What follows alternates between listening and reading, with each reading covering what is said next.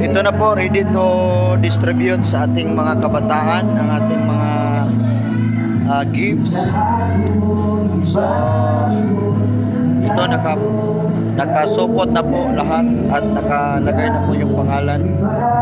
So, once again po, maraming salamat sa mga nag-sponsor from Australia.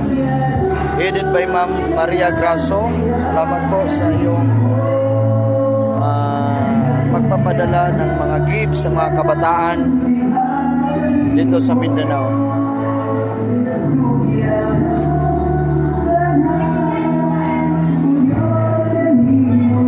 Ito po yung chocolate dyan kuhaan lang.